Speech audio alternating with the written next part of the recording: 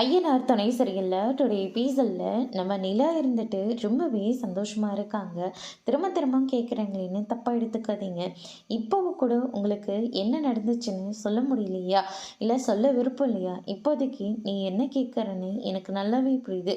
அந்த விஷயம் இப்போதைக்கு வேண்டாமா அப்படின்னு சொல்லிட்டு பல்லவனோட அம்மா வந்து சொல்லிடுறாங்க.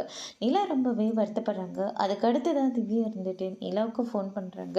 என்ன நிலா, ரொம்ப சந்தோஷமாக இருக்க போல இருக்கு, இல்லை நான் ஏதாவது டிஸ்டர்ப் பண்ணிட்டா அப்படின்னு சொல்லிட்டு கேட்கவும், அதெல்லாம் ஒன்றும் இல்லை, என்ன விஷயம் இந்த நேரத்தில் ஃபோன் பண்ணியிருக்கேன் அப்படின்னு சொல்லிட்டு கேட்கவும், எனக்கு என்ன நடந்துச்சுன்னு தெரியுமா?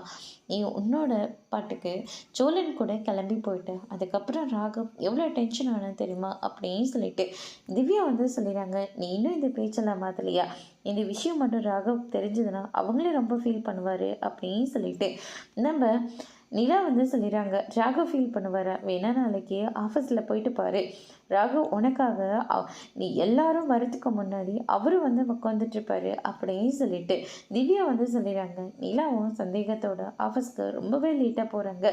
நிலா வந்த உடனே, என்ன நிலா, ஏதாவது பிரச்சனையா, ஏன் நீங்கள் இவ்வளோ லேட்டாக வந்தீங்க அப்படின்னு சொல்லிட்டு நம்ம ராகவ் இருந்துட்டு ரொம்பவே பதட்டமாக நிலா கிட்ட கேட்கவும், நிலா இருந்துட்டு திவ்யாவை பார்க்குறாங்க. நான் தான் அப்போவே சொன்னேன்ல, ராகவ் உன்னை விரும்புகிறாரு அப்படின்னு சொல்லிட்டு, இப்போ உனக்கு கன்ஃபார்ம் ஆச்சா அப்படின்னு சொல்லிட்டு திவ்யா ஒரு பக்கம் சொல்லிடுறாங்க. அதோடு இன்னைக்கான பிரம்ம முடிச்சிருக்கா.